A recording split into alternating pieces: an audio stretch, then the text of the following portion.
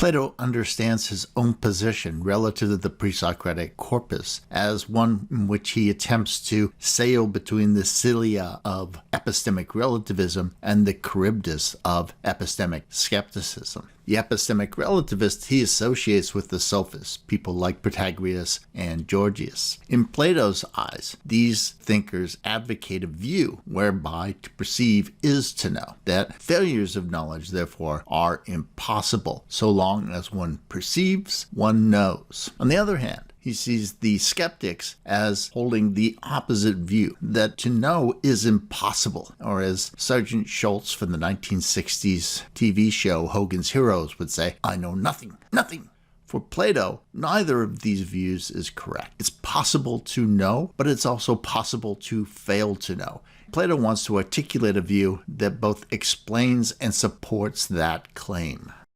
The linchpin of Plato's approach is to claim that human perception is not, as Protagoras would say, the measure of all things. Rather, human perception attains knowledge when it looks beyond the ephemeral flux of perceptual experience to identify the underlying constancies that support that experience. He therefore posits his dualistic oppositional ontological framework. He argues in effect that there are three distinct kinds of cognitive states: knowledge, opinion, and ignorance. Each arises from a distinct faculty and has a distinct corresponding object. Knowledge has as its object being or perfect existence. Ignorance has as its object non-being. And opinion, the intermediary between knowledge and ignorance, must have as its object something which is an intermediary between being and non-being.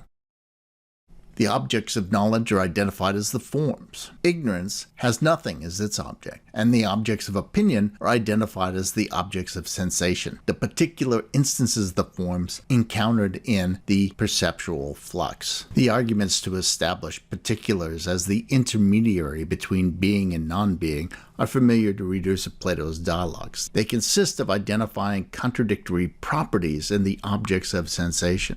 For example, in the Symposium, in the discussion of beauty, Plato points to figures like Luferigno here that seem to embody one conception of masculine beauty and then point to a defect, thereby showing that they embody a failure to be beautiful or an ugliness. In similar fashion, supermodel Cindy Crawford from the 80s and 90s personifies a certain ideal of female beauty, and yet at the same time exhibits defects which would allow Plato to claim, as with Ferrigno, that Cindy is both beautiful and not beautiful.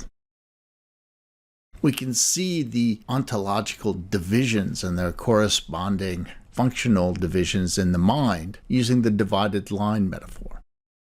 We see a major division between the intelligible and the sensible realms, between the forms and the objects of sensation. Within each of these major divisions, there is also a subdivision. We begin with the lowest faculty of the mind, imagination. It has as its object images or reflections of those objects, nothing, as it were. We then form belief or make judgments. These correspond to the objects of the sensible world. They fail to achieve true knowledge precisely because of the defects inherent in the objects that they attend to. When we move to the intelligible realm, the faculties of intelligence come into play. Then we have opinions and judgments created through ideas understood with the aid of sensible objects. They're epistemically better off, yet still hobbled by the imperfection of the objects of the sensible realm. It's only when pure reason and intuition are called into play that one achieves perfect knowledge by communing with the ideas, the forms, or the universals, those perfectly real and unchanging instances of their kinds.